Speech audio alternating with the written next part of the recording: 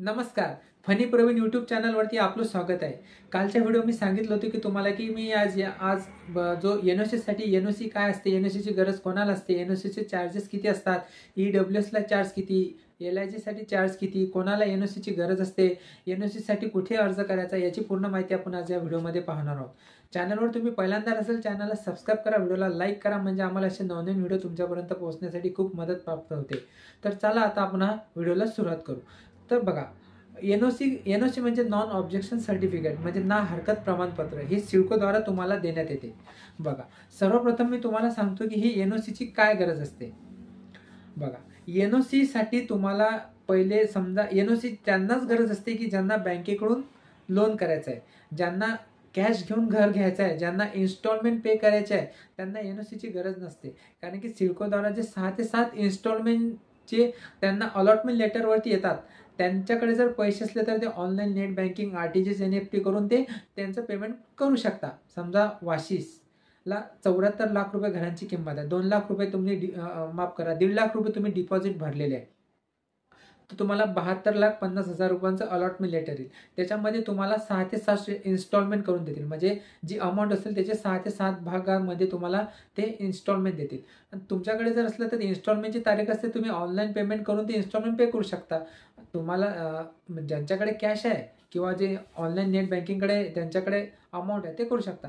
पण समजा ज्यांच्याकडे पैसे नाही, तर त्यांना समजा 74 लाख रुपये आहे, त्यांच्याकडे काही 10 लाख रुपये कॅश असेल, उरली अमाऊंट 64 लाख रुपये. मग 64 लाख रुपयांसाठी त्यांना लोन करावं लागते. तर लोन कसं करायचं, त्याच्यासाठी तुम्हाला एन-ओ-सी घ्यावी लागते. एन-ओ-सीसाठी बँकेमध्ये जावं लागते. त्याचा फॉर्मॅट कसा असतो तो आपण या व्हिडिओमध्ये कव्हर केलेला आहे. तर तुम्हाला आता क्रमाक्रमाने मी तुम्हाला पूर्ण माहिती देतो.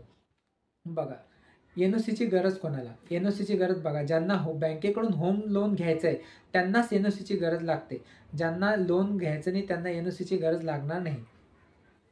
एन-ओ-सीचे चार्जेस किती बघा, एन-ओ-सीचे चार्जेस हे जे सिडको लॉटरीचं जे नोटिफिकेशन आलं आहे त्याच्यामध्ये त्यांनी स्पष्ट सांगितलं. बघा तुम्ही खाली की ई-डब्ल्यू-एसला पहिली एन-ओ-सी फ्री आहे.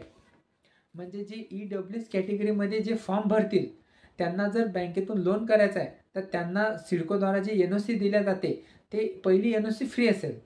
त्यानंतर जर तुम्हाला दुसरी एन-ओ-सी हवी असेल तर तुम्हाला 100 रुपये चार्ज द्यावे लागतात.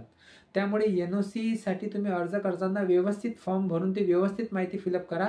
म्हणजे तो एन-ओ-सीमध्ये कोणत्याही प्रकारची चुकी होणार नाही आणि परत तुम्हाला एन-ओ-सीसाठी अर्ज करावा लागणार नाही. त्यानंतर एल-आय-जीसाठी बघा, जे एल-आय-जी कॅटेगरीमधून अर्ज करतात त्यांना 250 रुपये प्लस जी-एस-टी. बघा, म्हणजे एल-आय-जीसाठी 250 रुपये चार्ज ठेवण्यात आलेले आहे प्लस जी-एस-टी. म्हणजे ज्यांना एन-ओ-सीची गरज आहे त्यांना हे झालं. आता बघा, एन-ओ-सीसाठी सर्वप्रथम मी तुम्हाला क्रमाक्रमाने माहिती देतो. सर्वप्रथम तुम्हाला बघा, सिडको लॉटरीमध्ये तुम्हाला घर लागले की पहिले एक इरादा पत्र येते. इरादा पत्र 2 ते 3 पेजेसचे होते. जेव्हा आम्हाला घर लागलं होतं तेव्हा आम्हाला 2 पेजेसचे इरादा पत्र आले होते. त्यामध्ये बेसिक माहिती असते की तुमचं नाव, तुमचा ॲड्रेस, तुम्हाला घर कुठे लागलं, तुमचा फ्लोर, तुमचा फ्लॅट नंबर, ही सर्व माहिती त्याच्यामध्ये असते. इरादा पत्र. त्यानंतर 15 दिवसानंतर, 1 महिन्यानंतर तुम्हाला एक अलॉटमेंट लेटर दिलं जाते.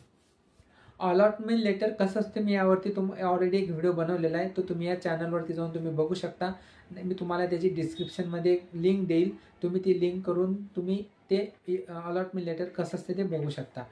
ओके. त्यानंतर तुम्हाला तिथे ते अलॉटमेंट लेटरमध्ये 6 ते 7 इन्स्टॉलमेंट देतात. त्या अलॉटमेंट लेटरवर मध्येच असतात. ओके. आता समजा तुम्हाला हे आता आपण वाशी ट्रक टर्मिनलची घराची किंमत बघू, 74 लाख रुपये त्यांनी सांगण्यात आलेली आहे. ओके. समजा तुम्हाला 10 लाख रुपये भरायचे, तुमच्याकडे 64 लाख रुपये लोन करायचं. सर्वप्रथम तुम्ही ज्या बँकेमधून लोन करणार आहात तिथून तुम्हाला एक रिक्वेस्ट फॉर एन-ओ-सी असं तुम्हाला एक अर्ज लिहून घ्यायला लागेल. बघा साईडला. जेव्हा आम्हाला घर लागलं होतं तेव्हा आम्ही बँकेमधून असा अर्ज त्यांच्याकडून बनवून घेतलेला आहे. याच्यामध्ये तुम्हाला तुमचं नाव, तुम्हाला किती लोन हवं ते लोन, परत तुमचा जो फ्लॅट अलॉटमेंट लेटरमध्ये जी माहिती आहे, तुम्हाला जे घर लागलेलं आहे ते फ्लॅट तुम्ही बँकेमध्ये जासाल तर अलॉटमेंट लेटर सोबत घेऊन म्हणजे तिथे जा, म्हणजे त्यांना ते फॉर्म भरताना व्यवस्थितपणे होईल. नाहीतर फॉर्ममध्ये चुकी झाली तर परत एन-ओ-सीसाठी अर्ज करावा लागतो. त्यानंतर तुम्हाला ते बघा, तुम्ही साईडला तर बघितलं असेल, असा एक फॉर्मॅट असतो. ते लेटर घेऊन तुम्हाला सिडको ऑफिसमध्ये जावं लागते. म्हणजे तुम्हाला NOCची गरज आहे असं सिडको ऑफिसला ते लेटर दिल्यानंतर त्यांच्या लक्षात येते. मग तुम्हाला ते NOC जमा करावे लागते. NOC जमा करावे लागल्यानंतर बघा तुम्हाला एक त्याच्यामध्ये जे अलॉटमेंट लेटर असते त्याच्यामध्ये 2 प्रकारचे नंबर असतात. एक तर तुमचा घराचा नंबर आणि एक रेफरन्स नंबर असतो. तो रेफरन्स नंबर तुम्ही कोणालाही शेअर करायचा नाही. कारण काय असते, कारण त्या रेफरन्स नंबरवरून ऑनलाईन आपले बँकेचे जेवढे इन्स्टॉलमेंट पे केलेले आहेत, बँकेने केले, आपण स्वतः केलेले, ते कोणी पण ऑनलाईन चेक करू शकतो. त्यामुळे तो रेफरन्स नंबर अलॉटमेंट नंबरवरचा कोणालाही सांगायचा नाही. त्यामुळे कोणी कोणाची माहिती चेक करू शकते. असं हे आमच्या वेळेस झालेलं आहे. त्यामुळे ते अलॉटमेंट लेटर घेऊन तुम्ही जेव्हा तुम्ही त्यांच्याकडे जासाल तेव्हा तुम्हाला ते NOC देतील. NOC घेऊन तुम्हाला सिडको ऑफिसमध्ये जावं लागेल. सिडको ऑफिस तुम्हाला मग 3 ते 4 आय थिंक 1 हप्त्याचा वेळ देतो. एक हप्त्याचा वेळ देतात ते. त्यानंतर तुम्हाला NOC देतात. ती NOC तुम्हाला जेव्हा बँक देते, बघा साईडला मी पण NOC लावलेली आहेत. ही जेव्हा आमच्या वेळेस जेव्हा मी अर्ज केला होता त्यावेळेस मला ही NOC मिळाली होती. बघा, मॉर्गेज NOC मा हाऊसिंग स्कीम याच्यामध्ये माझं नाव दिलेलं आहे. मी ते ब्लर केलेलं आहे आणि जो रेफरन्स नंबर मी सांगितलेला आहे की कोणी पण माहिती चेक करू शकतो, तो रेफरन्स नंबर आहे. सब्जेक्ट मॉर्गेज NOC मा हाऊसिंग स्कीम. रेफरन्स जो माझा घराचा नंबर लागलेला आहे तो मी, आणि मला जो लागलेला फ्लॅट, हे बघा मी ब्लर केलेलं आहे. कारण की यूट्यूबची पॉलिसी आहे की कोणाची पर्सनल डेटा तुम्ही ऑनलाईन तुम्ही दाखवू शकत नाही, शेअर करू शकत नाही. तुम्हाला माहिती द्यायची असेल तुम्ही ब्लर करू शकता. त्याच्यामुळे मी ही माहिती ब्लर केलेली आहे. याच्यामध्ये दिलेले आहेत बघा, please refer to your request application. बघा, मी जेव्हा ॲप्लिकेशनला अर्ज केला होता NOCसाठी, तो माझा नंबर आहे, तो माफ करा, ती माझी तारीख आहे. आणि याच्यामध्ये माझा फ्लॅट नंबर आणि ही NOCसाठी जी माहिती आहे ही क्रमाक्रमाने त्यांनी इथे दिलेली आहे. बघा, 2 पेजेसमध्ये ही NOC सिडकोद्वारा दिल्या जाते. अशीही तुम्हाला सिडकोद्वारे NOC दिल्या जाते. आणि ही NOC तुम्हाला एकदा मिळाली की परत तुम्हाला बँकेमध्ये जावं लागते. आणि तुम्ही बँकेमध्ये गेल्यानंतर तुम्हाला जे तुम्ही लोनसाठी जी अमाऊंट तुम्ही सांगितलेली आहे, जे तुम्हाला लोन हवं आहे, जे तुम्ही तुमचे डॉक्युमेंट जमा करणार आहेत, जसे की Aadhaar card, PAN card, payment slip, ITR, असे जे बँकेचं लोन करण्यासाठी जे डॉक्युमेंट हवे असतात त्याच्यासोबत ही NOC हवी असते. आणि त्याच्यानंतर मग तुमचं लोन सँक्शन होते. आणि नंतर मग तुम्ही जे 6 ते 7 इन्स्टॉलमेंट जे असतात, तुम्ही जी अमाऊंट भरलेली आहे ती बाकीची अमाऊंट ते सिडकोद्वारा ते NEFT RTGS महिन्याच्या महिने किंवा जसं तुमच्या अकाउंटवरती अमाऊंट जमा झाल्यानंतर ते बँकवाले ते सिडकोच्या अकाउंटवरती ट्रान्सफर करत असतात.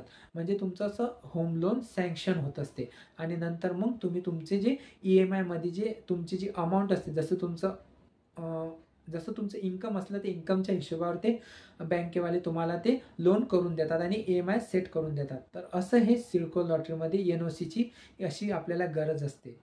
तर असा हा महत्त्वपूर्ण व्हिडिओ तुम्हाला कसा वाटला आम्हाला कमेंटमध्ये नक्की सांगा. व्हिडिओ आवडला असेल तर व्हिडिओला लाईक करा, चॅनलला सबस्क्राईब करा. धन्यवाद.